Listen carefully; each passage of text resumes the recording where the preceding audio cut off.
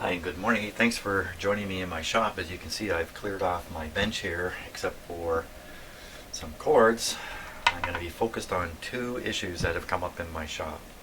One is the isolation transformer that I've been using to supposedly isolate all the equipment here in my shop. And the other one is the strange voltage I'm getting from this VTVM over here, 145 volts when I measured on the case. So I posted 3 videos plus a quick message video about this. And many of you have watched my 3 videos, and there's just a ton of comments. So I know everyone's thinking cap is on out there, and a lot of good ideas, and mostly around the VTVM, of course. That's what I was focused on before. And we'll be taking a good look at that and trying to resolve exactly where you get 145 volts or more on the case. But first, I want to deal with the isolation transformer. Now, just a little bit of history. This is a relatively new shop for me. I lived in another house 6 months ago, had a different shop, and I used a different isolation transformer at that point, which I have sitting on the shelf beside me here, which we'll get out in a little bit. I acquired a much better isolation transformer. It's got four big 3-prong plug outlets on the back of it. It's got an internal breaker. Excellent stuff. And that's what I've been running my shop. In fact, I plugged everything into it. Everything except for the computer. So all the equipment here was plugged into an isolation transformer. Now, from there, my imagination takes over. My thinking was not only on this would be the output from the isolation transformer in my shop, not only would the 2 power lines be isolated from the electric system by the transformer, but so would the 3rd prong. Now, there's no 3rd prong on here. You can't plug a 3-prong plug in here except to do this. This is exactly why I have this in the shop. You can still plug in a 3-prong plug. It's just the 3rd prong sticks out here. Now, if you're not from Canada, the situation might be a little different in your country. But here in Canada, this is what these cords look like. They all look the same. 3-prong plugs. Okay, so you got the 2 power prongs and the ground prong. Now, I've taken it myself to calling this the green wire prong. I keep referring to the green wire. In electric systems in Canada, this green wire is not intended to be carrying any current, not normally.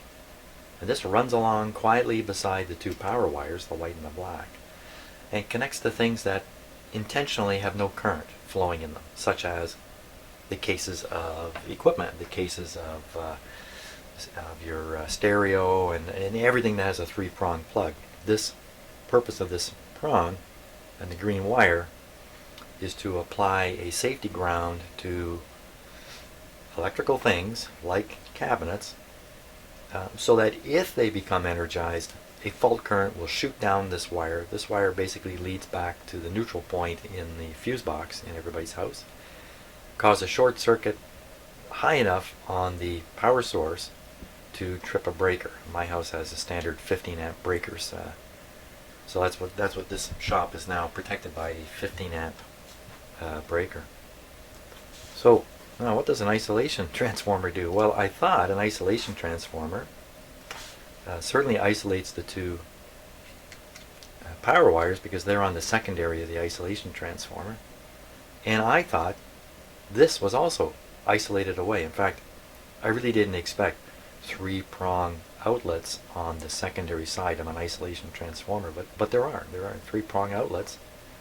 I just thought this prong didn't go anywhere. Bad assumption.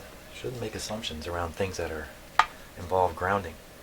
In fact, in my isolation transformer, as I saw and as I tested, I found that the green wire is continuous through the isolation transformer. It kind of goes around the transformer, you can look at it that way, and connects again to the 3-prong green wire system on the secondary side. So in fact, when I thought my shop was floating completely, which I wasn't terribly comfortable about, by the way, the fact is all the 3-prong equipment in here was actually solidly grounded back to the neutral point on my fuse box. So now let's check a few things out. Let's prove all this. So this is the power plug to the isolation transformer. This is what gets plugged into the wall. This goes to the primary side. These two go to the primary side of the isolation transformer. And as I know now, this is continuous right through the isolation transformer out the other side. So let's do a few things here. Get my trusty ohm meter out. I'm repeating a test I did on an earlier video. I got an email last night from someone mentioning what I had found on one of the early videos. All those shop isolation videos, the 3 of them I posted, I did all those contiguously one evening. Actually, the same evening the lights went out in my shop. I didn't do those over a period of time. It's just taken me a long time to get them posted. So it's actually been a couple of weeks now, or a week anyway, since the lights went out. So okay, so I have this on. Okay, a few tests here, and I'm going to use a clip lead. It's a green clip lead. I was in here last night doing a couple things after reading an email, and I grabbed a black clip lead that was defective and didn't know it. But that did not ever add to my misery in here. So I've connected the one lead of my voltmeter. Tip this a little bit this way. One lead of my voltmeter to the ground prong. Now we're on the input side of the transformer. Just testing to make sure the clip lead is good. Hopefully you can see exactly what I'm doing. Now, this isn't plugged in the wall, of course, it's just here in space. So these two leads go to the primary of the transformer. You can see there's no connection back to this prong.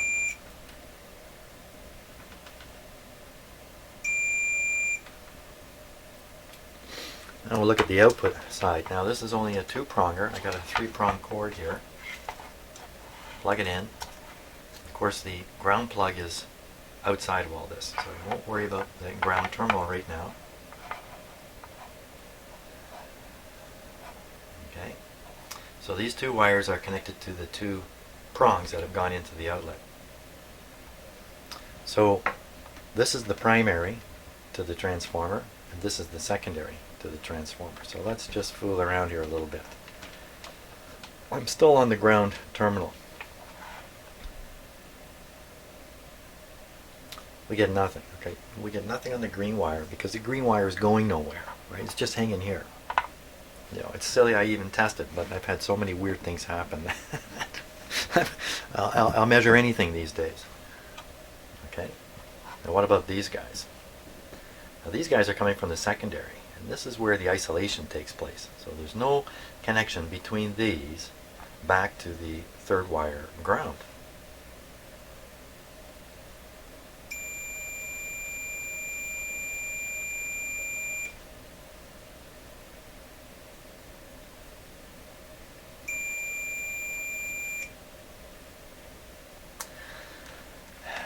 You know, I'm silent. I knew that was going to happen.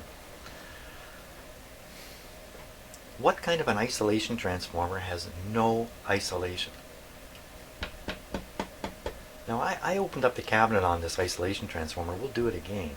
And I couldn't see any way that the secondary side was tied back to the green wire. But you can see it's connected here to the green wire grounding system. It's as if this isolation transformer isn't isolating anything at all. This certainly explains why the breaker popped during a minor short circuit. I got this whole ball rolling here on what's going on in my shop. So how weird is that? Is that weird? Now, I thought for a minute, okay, well, I got it plugged into this. And this is part of my box system. Up here, my switch, my dim light switch system.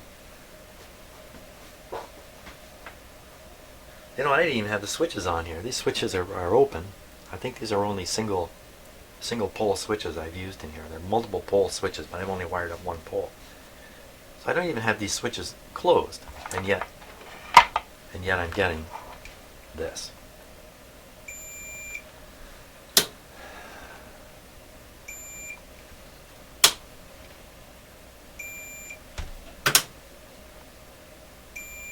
So it really doesn't matter what I do with these switches. Although I bet you I start seeing it over here too.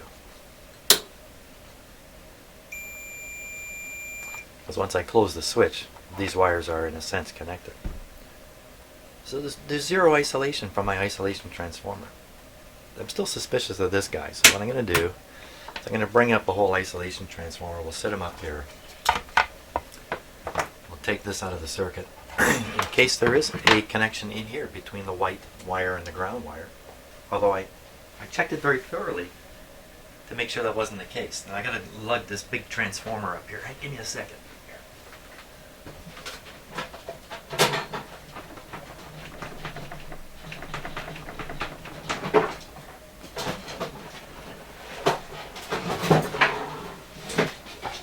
Oh my God, this thing weighs a ton.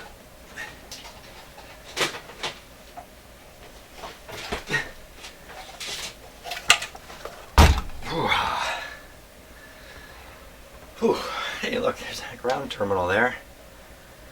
Environmental reference ground. So I would think if you're in a cage or you've got a grounding mat you're standing on, this is the kind of thing you would hook it up to and give you an environmental ground. See the 4 3-prong plugs. Hey, made in the USA. Nice big flag on there. I'm not saying there's something wrong with this. I'm saying there's something about it I just do not understand. What is it even called? Is it even called an isolation transformer?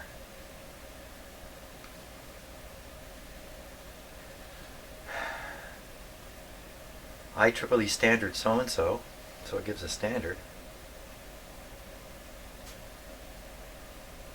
Ring wave performance rated. Ring wave performance rated. No idea what that is. Intended for installation in a protected environment. Okay, so I don't really know what that means. No user serviceable parts. So it doesn't even say isolation transformer on here. Maybe this isn't even an isolation transformer. You know what? Maybe it isn't. Maybe it's some other thing. Cord here. Maybe that's what I'm really going to find out. What I thought was an isolation transformer really serves some other kind of purpose. I don't know what. I mean, it's got a huge transformer in it. What else could it possibly be?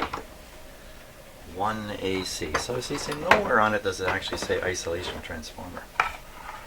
I don't want these black cords to confuse me and everybody, so let me put this one back in the grip here.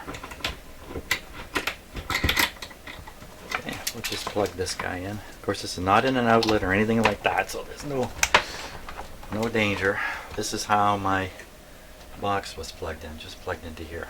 Nothing else plugged in, just this box. Now, if I get a different result here, it's going to indicate my little switch box is misbehaving. Let's find out. So first of all, contiguous ground. So this is on the, no, I want you to see this. The whole idea is to see this. So I've got my meter connected to the 3rd prong here. The green wire is the 3rd prong on the other side. Okay, I'm not surprised anymore about that. Really surprised about that. I'm floored. I'm totally floored. You know, boy, I tell you, it's really hard to go through life and not have a lot of assumptions going on. I guess I assumed this was an isolation transformer. It sure isn't isolating anything. And now I think about all the time I've spent working in this shop under a misunderstanding of how things were connected. And how did I manage to work in here for 3-4 months and only a couple of days ago actually have an event take place? So clearly, if one of the live side is grounded back to the green wire, then I've just got a regular, everyday, run-of-the-mill, plug it in the wall shop here. And how surprised should I be? Because I thought things were isolated. I really didn't give a lot of caution to which way plugs were in my outlet here. I thought this was just going to an isolation transformer. There was no ground back to the system neutral. So that really answers the question of why the lights went out. The lights went out because I applied a short across this by using two grounds. One ground is internal, and the other ground I applied with my scope.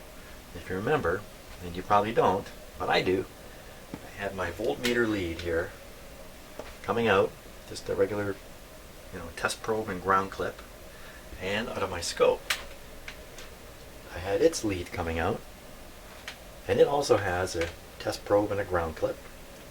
The difference between these two pieces of equipment is the scope has a 3-pronged plug.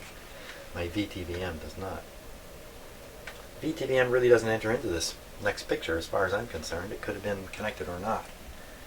I unwittingly applied the ground from the scope onto the B- of the radio, which was sitting here. That's why I'm pointing at this. The B- being connected to an isolated transformer, but it actually isn't an isolated transformer. It actually has a ground on it. And by luck, the plug was in such a way that in fact I'd applied essentially a ground on both sides of the transformer, shorting the output, popping the breaker. End of story. End of story there. Well, end of that story. What am I going to do with this thing now? What good is this to me? It's interesting. Maybe I should power all of my equipment through this completely. All equipment powered through this. And then I get the advantage of this breaker here, which would operate, should the load exceed, I think it's 8.75 amps. Maybe that would provide more protection to my equipment. I don't know. Let me set that one aside and bring this other. Now that was an 800 watt unit. This is a 500 watt unit. This is what I was using in my old shop. It's much older, made by Hammond here in Ontario. 300 volt amps. Okay, so it's not a 500, it's a 300. One phase transformer. That's all it says. Again, it doesn't actually say this is an isolation transformer. It's got a 3-prong plug on the output side. Let's see how this one goes. This one I used for about a year. Prior to that, I never isolated anything from ground in my shop. I worked with hot chassis radios and stuff like that. I was just fully aware of the situation. I just made sure of things all the time, and I felt completely in control. Think about it now. I had a shop which had no isolation protection at all, yet I felt very safe. Yes, I did get a shock in the shop. I did. That's what prompted me to switch to this transformer. Now I got a shock in a rather obscure way, and it taught me a little lesson. I got a shock not off the chassis of one of these radios, but actually off the frame of the tuning capacitor. Something I didn't even realize was possible until after it happened, and I looked at the schematic, and then I could see, how they'd done it. So yeah, so that prompted me to get this guy going. This guy seemed to work. So when I swapped him out in favor of the bigger one, hey, bigger and better. How can you go wrong with that? Just look at that other one. It looks so good. How could I have any doubts about it? Why would I even double check something like that? Well, I didn't. Let's see if I can get in here. So we're on the. This is the input side. This is what you would plug into the wall, and this is the output.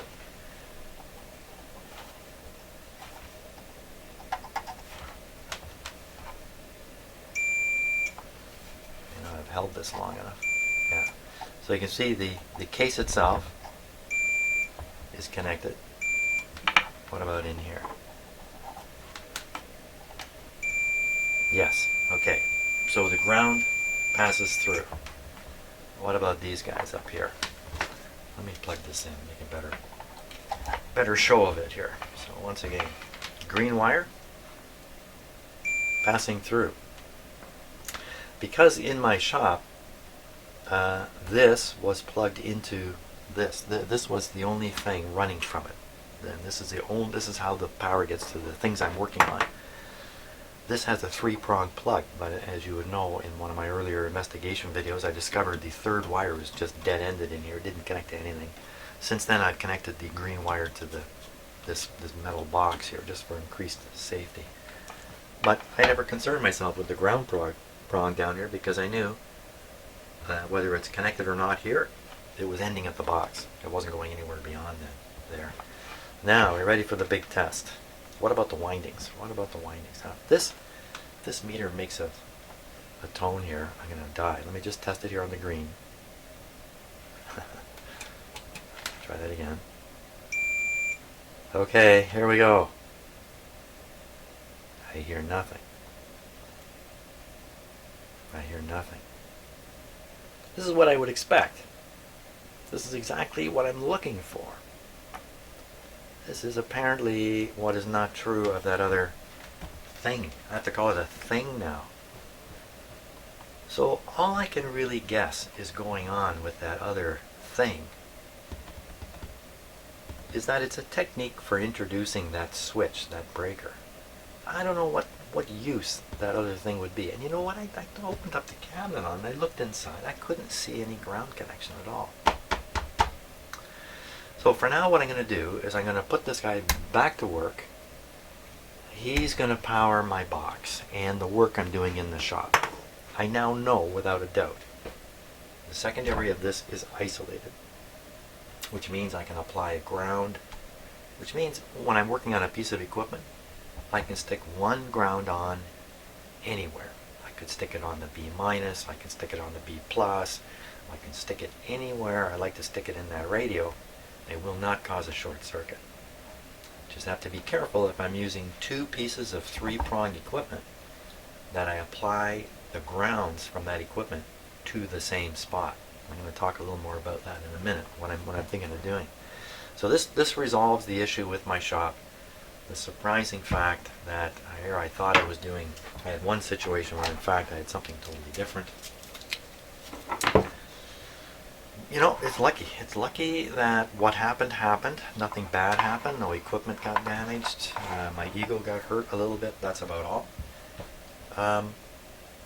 I was set up here to get a shock, and I was set up in a situation where I would be reassured I was not going to get a shock, which means I would even expose myself more to getting a shock, like doing stupid things, like holding a voltmeter lead and sticking my foot on the floor just to see what happens, because I think there's nothing grounded in here when in fact it is. Shame on me. I deserve a really, as my parents used to say, you need a swift kick.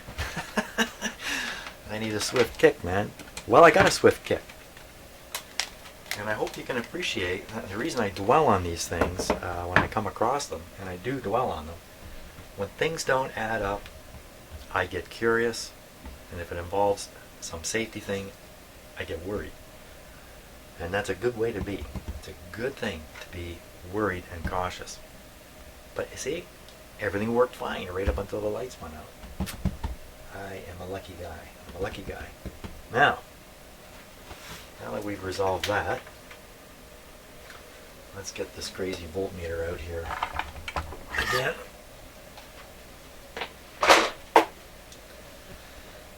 So this is dead right now. It's not plugged into anything. Better it than me. And now, can you get killed from 120 volts? Telephone system in North America runs on 48 volts. Well, it used to. I don't know what it runs on anymore, to be honest with you. It used to run on 48 volts. They picked 48 volts for a couple of reasons. One is that that's a battery voltage you can come up with. That's why they didn't pick 50. 48 is a battery voltage, and At 48 volts, they were quite sure nobody could ever be killed. But there have been cases of people being killed with 50 volts. I think that's probably the lowest limit. I just, that sounds pretty low to me too. Can you be killed at 120 volts? Sure you can. Lots of people are. Lots of people are. In the city of Toronto, about 1 or 2 people a year die from what are basically routine electric shocks, what I would call routine. So is this a serious business? Yes, it is. It is a serious business. And guys like me, guys and women who do this kind of stuff, you've all had shocks. I've had them all my life. I've had shocks here and there. I remember when I was a little kid getting a whopper, reaching up to pull the chain on a chain light in my basement. I'm sure, I don't know at that time, but I'm sure now, I was in sock feet standing on a concrete floor. I yanked that chain, the chain dragged against the side of the light bulb. That shouldn't have given me a shock, should it? But obviously things were wired the wrong way and the outside of the light bulb was live. Sometimes a bit of the light bulb metal threaded part is exposed on those things. And I got one heck of a shock. I was just a little kid. Could have been the end of me. Hey, maybe that's what's made me so interested in this stuff all my life. I got shocked into it. So, okay, first thing to do is this guy plugged in the wall? Yes, it is. The light just came on, so he's plugged into power. Now, you probably heard a pop on the video, and I heard a pop come out of my radio speaker here. This radio speaker. This radio is switched on. The volume is down. Principles and I'm just lazy. It's more hassle to turn the on-off button than it is to turn the volume. So I tend to just turn the volume down and leave it. So it's always on, not doing anything. And I pay no attention to it, except when this meter is involved in stuff, I hear things come out of this speaker. And at the same time, interference shows up on my recordings. The reason for the interference, why things are so there's so much interference here in my shop. These are my 2 microphones here. This guy is hooked up to a very poorly shielded wire. You can even see the wires underneath this may not even be shielded at all. The other one has just a typical kind of wire hanging here. And in case you've ever wondered where my microphones are, that's where they are, hanging there, just above my bench. So consequently, I'm pretty sure all these pops and clicks and sounds you hear on the video are actually coming up only one channel, the channel connected to the microphone up here. Well, that has turned into a bit of a test, sort of like a test equipment piece. And same thing with my speaker here, my radio that's turned down. It's producing sounds. I don't hear anything coming through the air when I'm doing this stuff. There is no particular sound to it. I could be working in here making all those clicks and pops and never ever be aware of it. In fact, that happened a lot of my videos.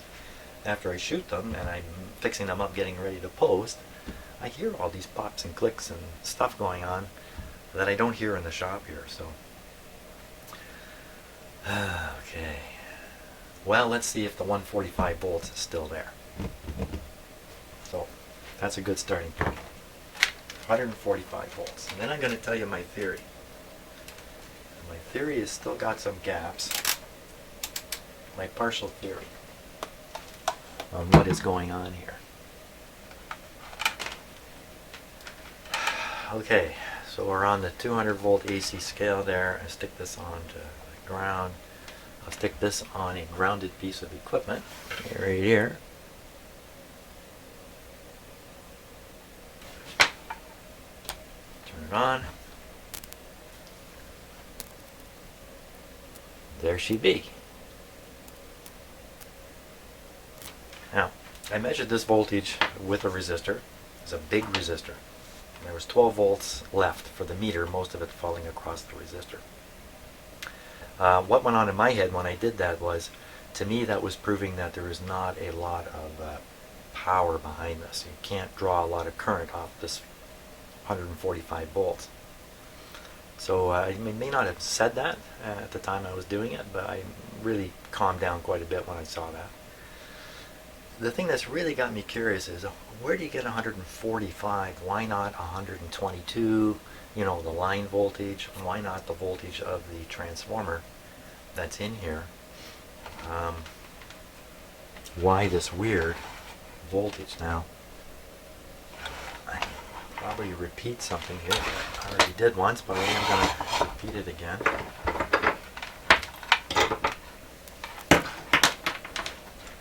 That's the voltage on the output side of the transformer.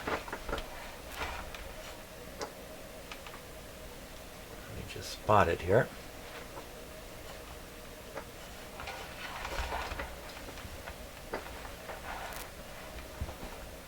There's two windings, two secondary windings on the transformer. One of them is the winding that goes to the heaters, the tube heaters. And you know, I never checked that winding, and that could be a big part of this picture. A little more light on the topic. Okay, so these I believe are the winding.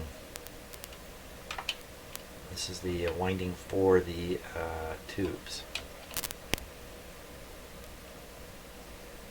7 volts. Okay. And now this is the high voltage here.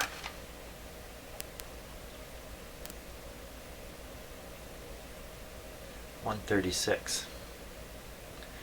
So 130, let's say 135 plus 7 gives you 142.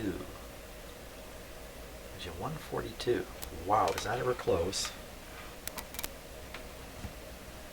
to this? It's not quite right though, is it? 148.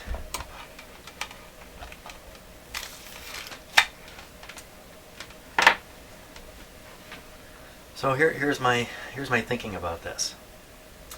If I string together some observations. 1, 145 on that meter. 2, throw a resistor in, see the meter read much lower. 3, check it on the scope and see what looks like a much higher voltage, almost 500 volts peak to peak. C, rub my hand by accident on something here while I was holding the ground clip, I think from my scope, so I was grounded. I brushed against the chassis, essentially. Back of my hand, I could feel the electricity. I could feel the shock, but it wasn't like a really solid shock. It was much more like dragging something with static electricity across my hand. It's just a curious feeling. Yeah, I felt enough of that kind of stuff. I could pick up on it pretty quick. So 145, 500 peak to peak, something on the back of my hand. I think the voltage that's on this case is actually far higher than what we're measuring. I think it may be even 1,000 volts or something like that. It sounds crazy, doesn't it? It sounds totally crazy. One of the reasons I think that is because each time I go to connect something to this, there's that interference you hear on the video or I hear coming out of my speaker. This suggests to me that there's a big voltage sitting here. Goes away immediately under any load, almost any load, even the tiny load of this meter, the tinier load of the scope. When trying to measure this voltage that might be sitting here is extremely difficult. One way would be to touch it and see what it feels like, and I kind of did that. And I'm left with this impression that there's actually a very high voltage on here. You know, how could that be? And how could we prove that? So, let's see if there's any truth to any of this. And offhand, I don't know how to measure this high voltage without essentially eliminating it. Now, I have some headphones here so I can listen to the video audio right here. But I put these on, I start hearing my own voice in delay, so I start talking funny. Not that I don't talk funny all the time anyway. Let's see. Okay. So now if there is sound made, I'll hear it. Okay, take this, it's just a little piece of aluminum here, that's all.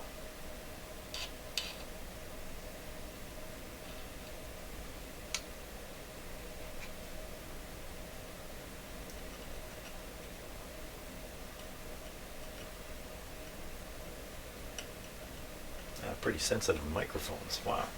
Okay, so I'm not hearing anything. I'm hearing the mechanical sound. Let's take a bigger piece of metal, something with a little more metal in it. And of course, this one, my hand is down here, the metal stops there. This one, metal comes all the way down, my hand's holding on to it here. This is a bit of a different creature. I don't know what to expect. Oh. Okay, now you can certainly hear that. I mean, I hear it. We're going to take a really close look at what's going on here. Now, personally, I am standing on a mat.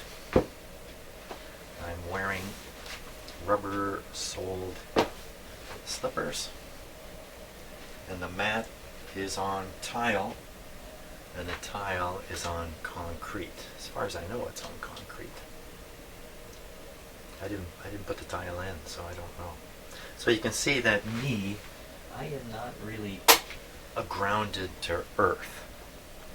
But when I hold this tool, this is how I understand it anyway, okay? You gotta understand when I'm talking about this kind of stuff, I'm telling you what I think. I'm not telling you what is necessarily true. Okay, so I'm revealing whatever's in my head. So when I'm holding on to these guys, I'm essentially capacitively connected to this piece of metal.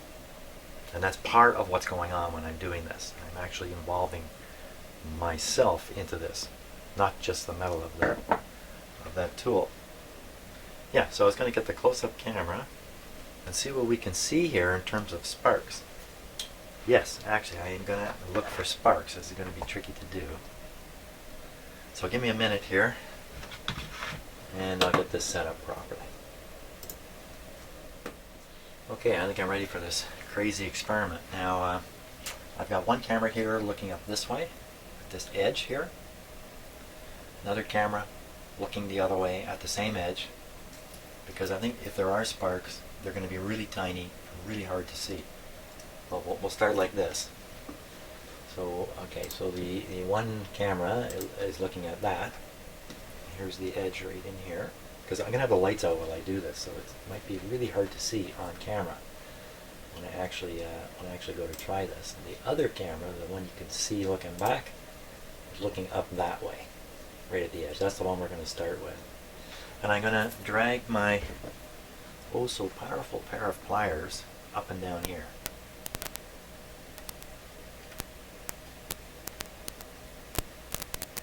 And we'll see what we see. I don't see anything yet. I got to put on my headphones here. Just rig for, what do they call it? Rig for silent running? That's what they call this. And a rig for silent running here. Being in a dark shop is not necessarily a wise idea either.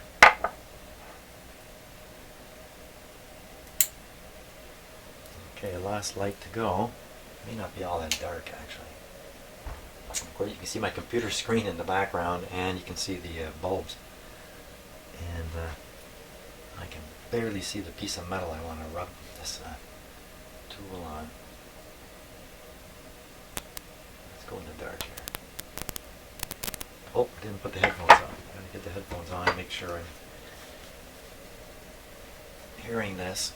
Okay, there we go.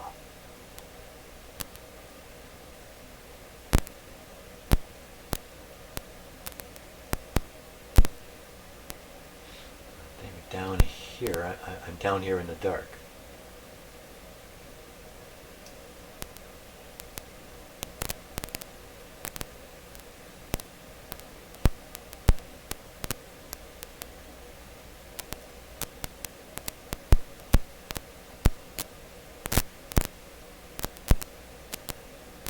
Okay, and I'm trying my best not to actually touch the metal with the tool. I'm trying to get so close.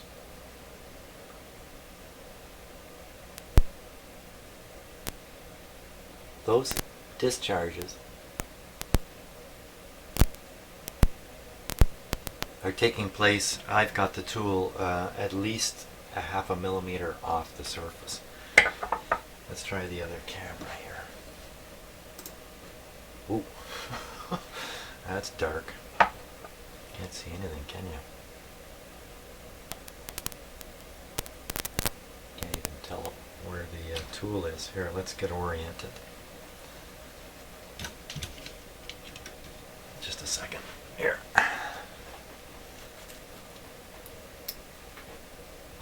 Okay. So the tool itself will hide the spark. Maybe I go like this.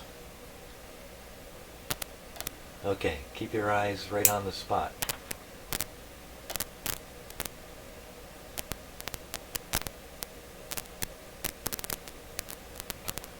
Yeah, I don't see a thing. Now, let me try this with my own eyeballs. I'm going to switch cameras back.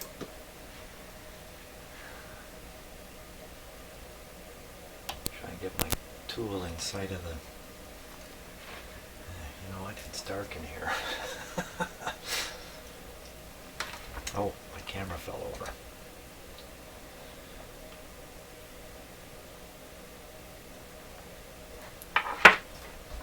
If I use a full ground, we may see some much better sparks. I'll get to that in a second here.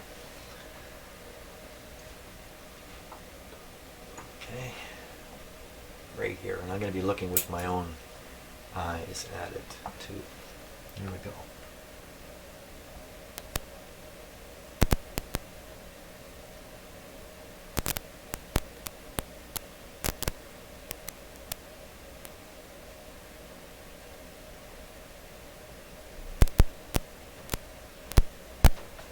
Okay, so I don't see anything. No sparks. I had seen sparks. I have seen sparks in the past with hot chassis radios and stuff like that. Capacitive sparks, they're pretty exciting. There's nothing too serious about them. But I didn't see them here. Of course, you know what I didn't do? I didn't, oh, what are you doing down there? I didn't try this with a full ground. Doesn't that sound like an exciting thing to do? Yeah, it does. Should I be concerned about the 145 volts? No, I really shouldn't. I really shouldn't. So let's do that. I think I've got a pretty ideal piece of wire here to do this with. And I need a good ground point. I just need to connect this. Oh, let me switch cameras here. I just need to connect this to a good solid third wire ground. I'm just looking for a terminal I can stick this under on something. No, I'll have to use a clip lead. Where'd that trusty green clip lead go?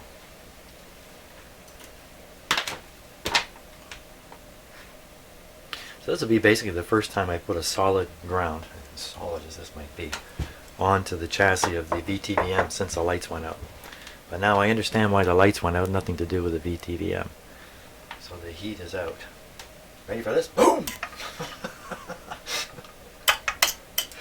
Always got to make that jabby thing, you know, just in case. Hey, didn't I say something about guys spearing power cables for safety's sake? Or did I say that, or did I write that in a comment? Okay, anyway, not to talk about that. Let's see. Any sparks flying this time? Douse the lights. Okay, switch cameras here.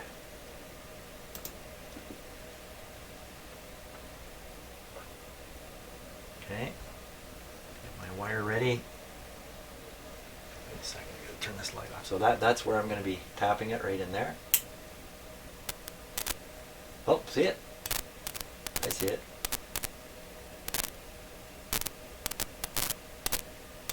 Now my question would be, how many volts in there? I don't think that's any 120. I don't think it's 500. A spark like that?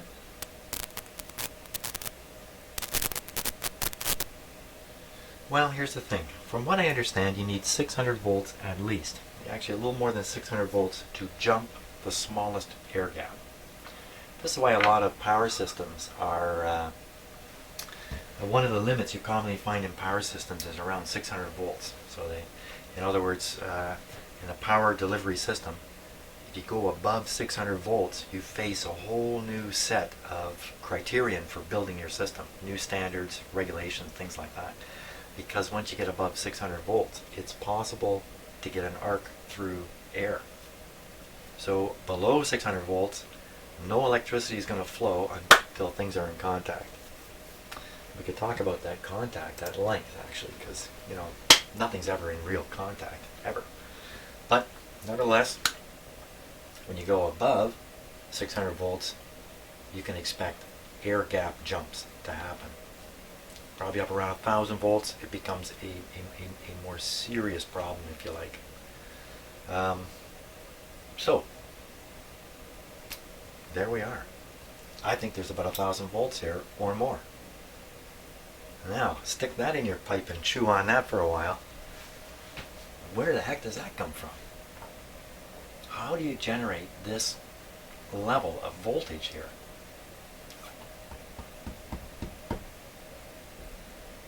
And is it really related to the primary?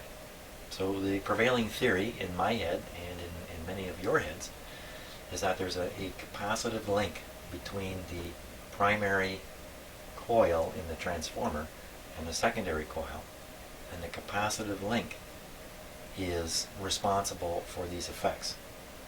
And you know, there could be some of that going on in here. There could be. So as much as you think you're not connected to the primary side, you are, as if through a small capacitor.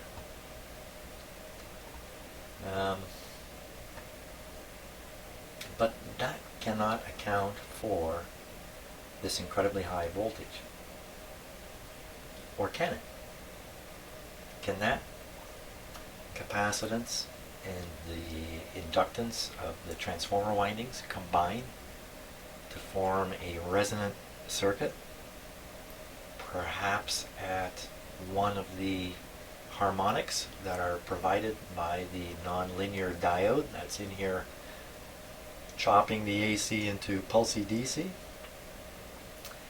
Out of those harmonics, something is resonating, and the resonance is causing a high reactive voltage across the inductor and across the capacitor individually. But together you wouldn't see this crazy high voltage. And it's the kind of thing that as soon as you try to read it, I mean this is true in radios all the time too, as soon as you try to read it, hook up an instrument, you interfere with it, because the circuit is so high impedance that your meter drags it down, and these beautiful resonant voltages just disappear. They disappear with the sound of a click. Well, I don't know about that, but so you know, how to prove this? I don't know exactly how to prove it from here. What to do about it? Well, that's an easy thing. Given all the stuff I've learned now about running a shop like this, and holy jeez, how come it's taken me so long to learn this stuff? Perhaps because I never worked in a professional shop where people with experience would say to me or would explain why everything is done the way it's done. I have worked in a professional shop, and we plugged everything straight into an outlet. We followed that practice. We used dim bulbs in a professional shop, dim bulb system, and it's all straightforward and simple, and I understood it, and I was safe. So I don't know. But wow, my eyes have really been opened by this whole event on a number of levels. So I'm curious to hear what people might say about my theory here about the high voltage on this unit and how it gets there. And did I finish the solution? So the solution is for me to run a proper ground bus around my shop here, something that's tied back to the green wire, and use that bus to force all the 2-wire equipment cases to the same voltage. Okay, well, that would set up a bit of a current draw, but these are almost certainly reactive currents. There's nothing here to be too concerned about.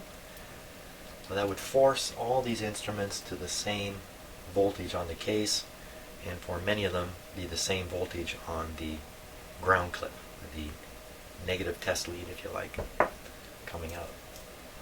If I do that, it's going to eliminate this effect. That staticky effect will disappear.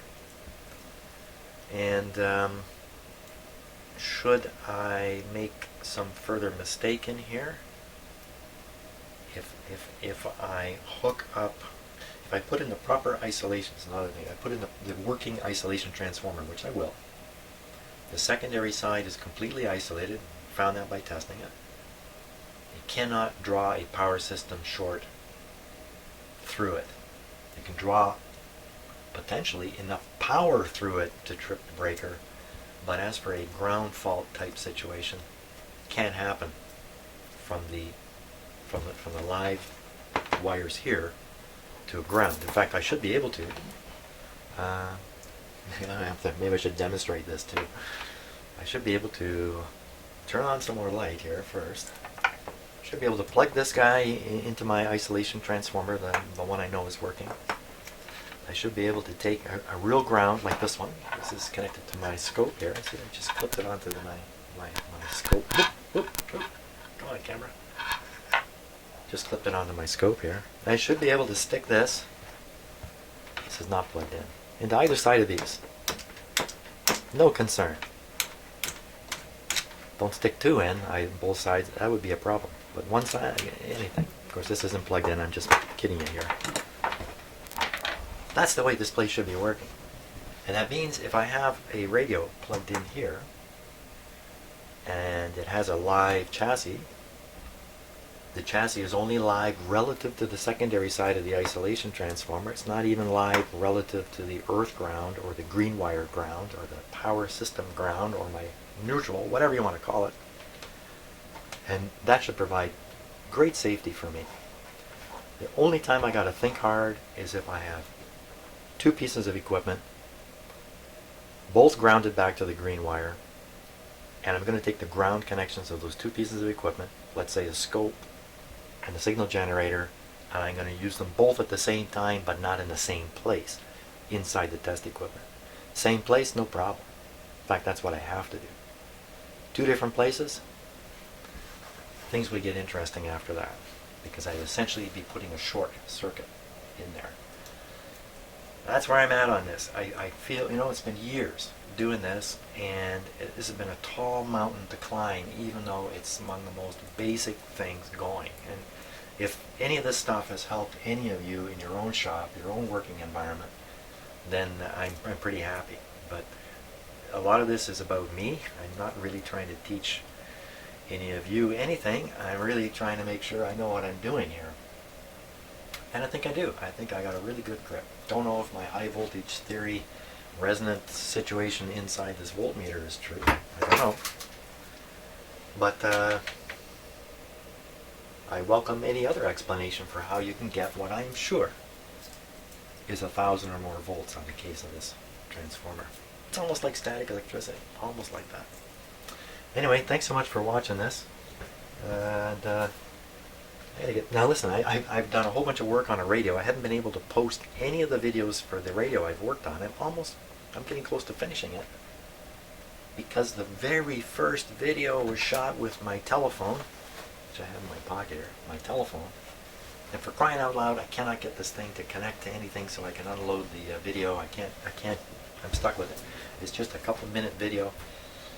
If I can't get it on there, I'm just going to go ahead and post the what I shot in my shop here. It'll just start a little crudely. So that's what's going on. That's why while I've been doing this stuff, I've been very busy working on a big low opta radio. So you'll see that very soon. Thanks so much, and keep commenting. See ya. Bye.